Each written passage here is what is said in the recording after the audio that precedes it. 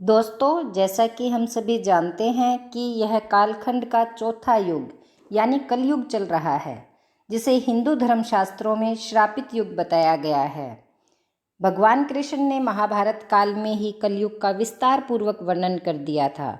कलयुग में लोग कैसे होंगे, जीवन कैसे व्यतीत होगा, लोगों का व्यवहार एक दूसरे के प्रति कैसा होगा, यह सब उस काल में ही बताया जा चुका था।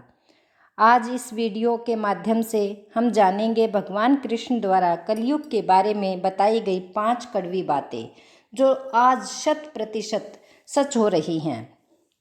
यह कथा उस समय की है जब पांडव द्यूत क्रीड़ा में अपना सब कुछ हारने के बाद उनको वनवास जाना पड़ा था। जब वे वनवास जाने को हुए तो पांडवों के मन में कलयुग के बारे में जानने की जिज्ञासा हुई। उन्होंने श्री कृष्ण से पूछा कि कलयुग में मनुष्य कैसा होगा, लोगों के विचार कैसे होंगे और मोक्ष प्राप्ति कैसे होगी।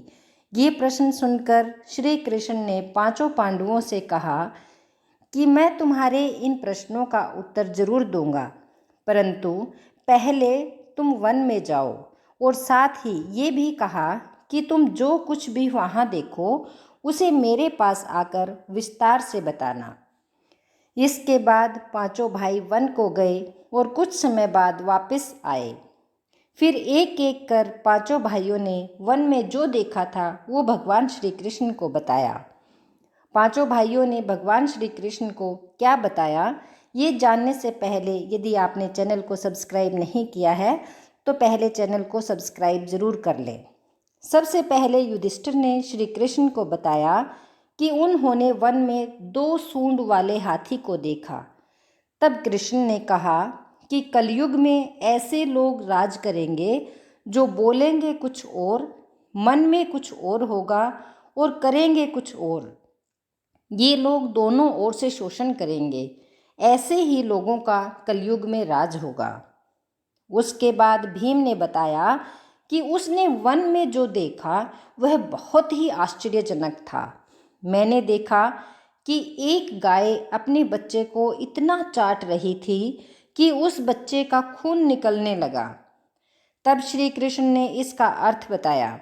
श्री कृष्ण ने बताया कि कलयुग का मनुष्य अपने बच्चों से इतना आसक्त होगा कि ऐसी ममता के कारण बच्चों का विकास ही रुक जाएगा। यदि किसी का पुत्र साधु बना तो सब उसके दर्शन करेंगे, परंतु यदि स्वयं का पुत्र साधु बना तो माता पिता दुखी हो जाएंगे, रोएंगे कि मेरा पुत्र किस राह पर जा रहा है। कलयुग में लोग बच्चों को मोह माया और परिवार में ही बांध कर रखेंगे। इस तरह उसका जीवन वहीं नष्ट हो जाएगा। फिर कृष्ण जी ने कहा कि तुम्हारे पुत्र तुम्हारे नहीं बल्कि तुम्हारी पत्नियों की अमानत है और पुत्रियां तुम्हारी अमानत है। यह शरीर मृत्यु की अमानत है और आत्मा परमात्मा की अमानत है। इसी तरह भीमसेन के बाद अर्जुन ने बताया कि उसने एक पक्षी को देखा जिसकी पंख पर वेद की चौपाइयाँ लिखी हुई थी, परंतु वो एक मुर्दे का मांस खा रहा था। यह देखकर मैं बहुत हैरान हो गया। तब श्री कृष्ण ने बताया कि कलयुग में ऐसे लोग होंगे जो बड़े ज्ञानी ध्यानी तो होंगे, जिन्हें विद्वान कहा जाएगा, किंतु उनकी प्रवृत्ति राक्षसी होगी। उनकी मंशा यही होगी कि किसकी जल्दी से मृत्यु हो, जिससे उसकी संपत्ति को अपना लिया जाए। व्यक्ति का ओहदा चाहे कितना भी बड़ा क्यों ना हो, किंतु उसकी दृष्टि दूसरों की संपत्ति पर ही रहेगी।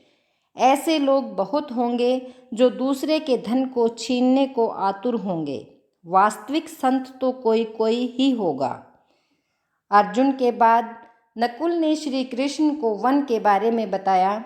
नकुल ने कहा कि मैंने देखा एक भारी चट्टान पर्वत से गिरी और बड़े बड़े वृक्ष भी उसे रोक नहीं पाए, परंतु एक छोटे से पौधे से टकराकर वह चट्टान वहीं रुक गई।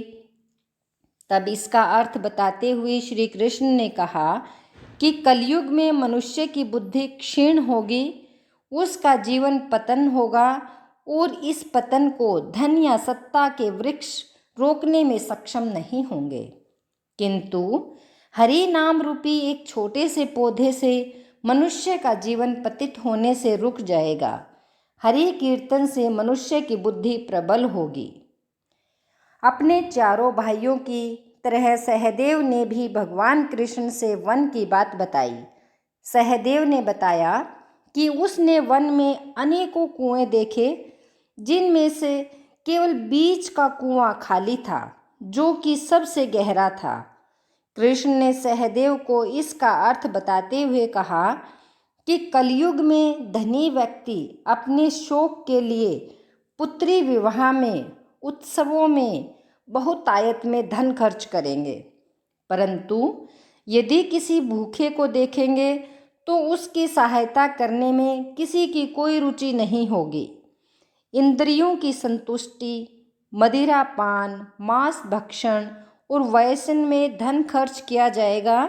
जो लोग ऐसी आदतों से दूर होंगे उन पर कलयुग का नहीं बल्कि परमात्मा का प्रभाव होगा। तो दोस्तों, ये है कलयुग के 5 कड़वे सत्य। आपको वीडियो पसंद आई है तो एक लाइक ज़रूर करिए और चैनल को सब्सक्राइब करना ना भूलें। धन्यवाद।